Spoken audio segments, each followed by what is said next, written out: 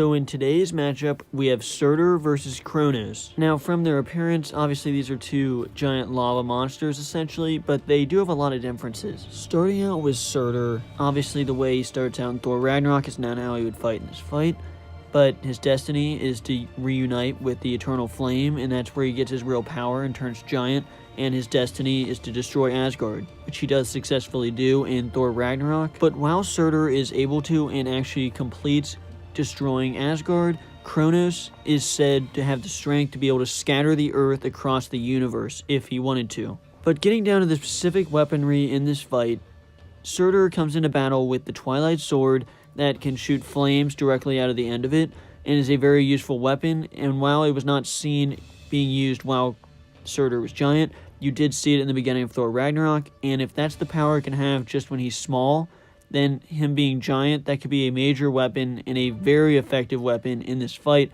especially with how big he is and how big the sword is. And with Kronos, he does not have a specific weapon that he holds, but you see in Wrath of the Titans that Kronos is able to wave his arms through the air and send spurts of lava and fireballs flying, and in particular, Kronos is able to slam his fist down on the ground and cause a massive sand lava storm that swarms over all the people and is very effective. And definitely the fireballs and lava would be very effective in this fight. Would definitely be able to distract Surtur, although I don't know if that'd be better than the Twilight Sword. And as far as the overall size goes, it is very difficult to tell which is bigger, because Surtur is so massive, how he comes out of the Asgard's main building and looks so massive, and Kronos looks absolutely huge, except there's really no scale as far as Kronos goes, except in one scene in particular. There's one good clip of scale for both of the monsters. For Kronos, it's when Perseus flies right into the mouth of Kronos, and you really get a good sense of the scale of how big Kronos really is.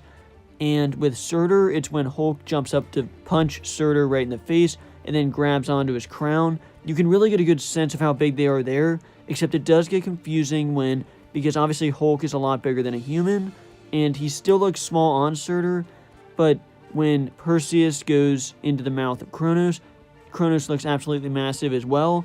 But I do have to say, I think Kronos is definitely bigger, not by much, but he definitely is bigger. So while their size is right around the same size, at least in my opinion, I feel another very important aspect about this fight is agility. And from what you see from Kronos, he is definitely moving very slow. And with Surtur, he is moving slow, but I think he is moving significantly faster than what Kronos was. If you see Kronos walking towards Hades, he's moving very slow just to do all his motions. Obviously, with how big these two gods are, they're going to be moving extremely slow.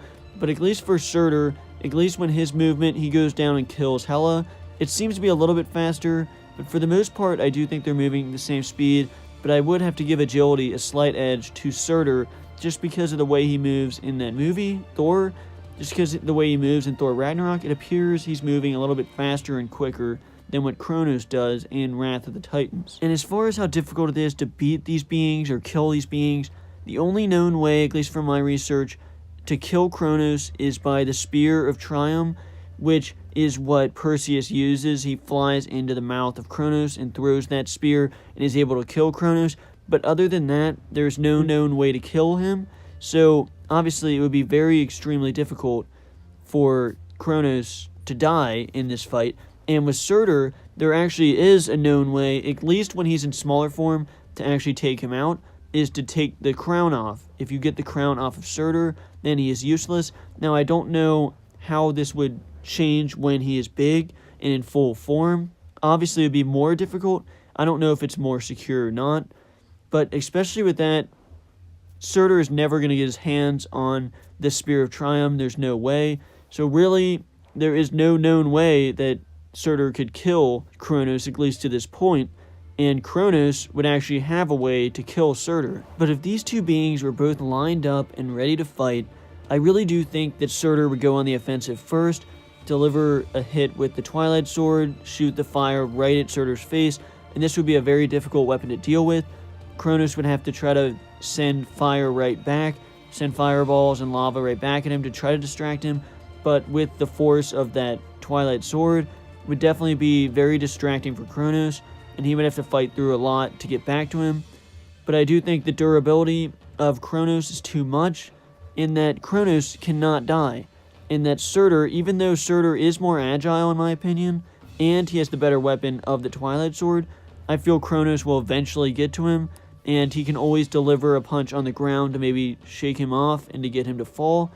And once Kronos gets to Surtur, he will eventually keep delivering blows and just eventually get that crown off of him.